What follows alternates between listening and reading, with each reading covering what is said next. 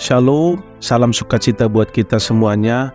Kiranya damai sejahtera yang dari Roh Kudus tetap melingkupi kehidupan kita, memenuhi hidup kita. Dan sebelum kita masuk dalam renungan harian kita, marilah kita berdoa. Bapa yang baik, Bapa yang mengasihi kami, Bapa yang kami panggil di dalam nama Tuhan Yesus Kristus. Terima kasih Bapa buat penyertaan-Mu, berkat-Mu yang sempurna buat kehidupan kami. Hingga pada saat hari ini Tuhan, kami masih beroleh kesempatan untuk berdoa, memuji, memuliakan nama-Mu Tuhan, dan menyampaikan rasa syukur kami kepada-Mu Tuhan untuk seluruh kebaikan-Mu yang Kau telah nyatakan kepada setiap kami. Hari ini Tuhan, kami mau masuk di dalam renungan harian kami. Kami datang dengan penuh penyerahan diri. Tuhan, marilah berotoritas atas hidup kami. Ajari Tuhan kami, supaya kami lebih dalam lagi memahami kebenaran firman-Mu. Demikian juga Tuhan, hamba-Mu yang menyampaikan kebenaran firman-Mu, urapi, jamah, kuduskan Tuhan.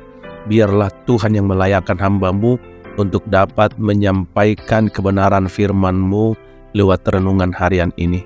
Berkuasalah atas kami Bapa. Kami bersyukur kepada-Mu Tuhan. Dalam nama Yesus kami berdoa dan bersyukur. Haleluya. Amin. Saudara terkasih, dalam nama Tuhan Yesus Kristus, kita akan belajar kebenaran firman Tuhan hari ini dengan tema kasih karunia Allah dan rencana ilahi, yang didasarkan pada Efesus 1 ayat 7 sampai dengan 9.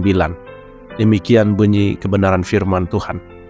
Sebab di dalam Dia dan oleh darahnya kita beroleh penebusan, yaitu pengampunan dosa, menurut kekayaan kasih karunia-Nya yang dilimpahkannya kepada kita dalam segala hikmat dan pengertian. Sebab Ia telah menyatakan rahasia kehendak-Nya kepada kita, sesuai dengan rencana kerelaan-Nya, yaitu rencana kerelaan yang dari semula telah ditetapkannya di dalam Kristus. Amin. Demikian kebenaran firman Tuhan. Saudara kekasih, dalam nama Tuhan Yesus Kristus, Efesus 1 ayat 7 sampai 9 ini adalah bagian dari surat Paulus kepada jemaat di Efesus, dan ayat ini mengungkapkan kekayaan kasih karunia Allah yang diberikan kepada kita melalui darah Kristus, serta rencana kebijaksanaannya yang dinyatakan kepada kita. Rasul Paulus menulis surat ini selama ia dalam penjara di Roma. Tujuan surat ini adalah untuk mengajarkan doktrin-doktrin kekristenan kepada jemaat di Efesus dan membangun iman mereka dalam Kristus. Saudaraku, ayat ini menegaskan bahwa penebusan dan pengampunan dosa kita diperoleh melalui darah Kristus. Darah Kristus adalah simbol pengorbanannya di kayu salib yang membawa keselamatan bagi manusia. Ini mengajarkan bahwa keselamatan kita bukan hasil usaha atau prestasi kita, tetapi anugerah Allah melalui karya penebusan Kristus. Ayat ini juga mengungkapkan kekayaan kasih karunia Allah. Kasih karunia-Nya tidak hanya memadai, tetapi melimpah. Ini menunjukkan besar dan dalamnya kasih-Nya kepada kita.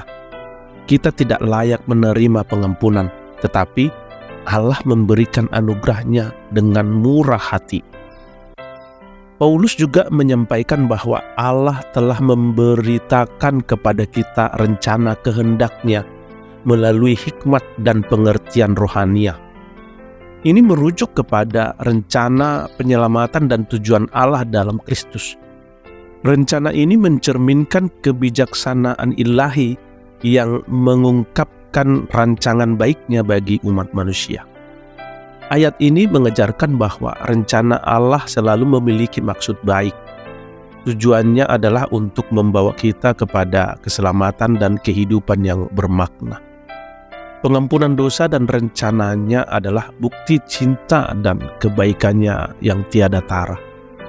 Ayat ini memiliki implikasi yang dalam kehidupan kekristenan kita. Antara lain yaitu, pertama, mengingat pengorbanan Kristus yang menghasilkan pengampunan dosa, kita harus hidup dalam rasa syukur yang mendalam dan menjalani kehidupan yang berkenan kepada Allah. Dan yang kedua, kasih karunia Allah mengajarkan kita untuk bersikap rendah hati dan memancarkan kasih kepada sesama.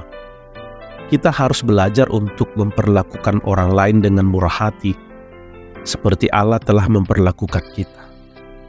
Dan yang ketiga adalah rencana Allah yang dipahami melalui pengertian rohani mengajarkan kita untuk hidup dengan arah dan tujuan yang jelas. Kita harus mencari kehendak-Nya dalam setiap aspek kehidupan kita. Saudaraku, Efesus 1 ayat 7 sampai dengan 9 mengajarkan tentang pentingnya penebusan oleh darah Kristus, kekayaan kasih karunia Allah, dan rencana kebijaksanaan ilahinya.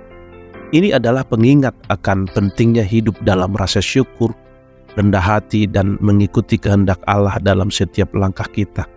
Ayat ini mengajarkan tentang kasih Allah yang dalam dan maksud baiknya yang selalu mengarahkan kita kepada pengenalan yang lebih dalam terhadapnya.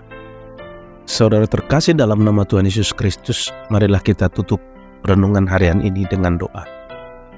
Bapa yang baik, dalam nama Tuhan Yesus Kristus, Bapa, kami bersyukur dan berterima kasih kepadamu. Terima kasih buat renungan harian ini Bapa. Biarlah kuasa Roh Kudus-Mu Tuhan bekerja dalam hidup kami untuk memberkati kami, memahami lebih dalam lagi Tuhan maksud-maksud-Mu dalam hidup kami lewat kebenaran firman-Mu dan renungan harian ini Bapa. Mampukan kami Tuhan untuk dapat melakukan segala kebenaran-Mu di dalam hidup kami. Kami berserah diri Tuhan. Tuhanlah yang berotoritas atas hidup kami. Dan berkatilah hamba-Mu yang menyampaikan kebenaran firman-Mu. Dan kami berserah diri kepadamu Tuhan, seluruh hidup kami hanya kami percayakan di dalam satu nama, yaitu Yesus Kristus, yang menjadi Tuhan dan Juru Selamat kami. Haleluya. Amin. Saudara terkasih dalam nama Tuhan Yesus Kristus, demikianlah renungan harian kita.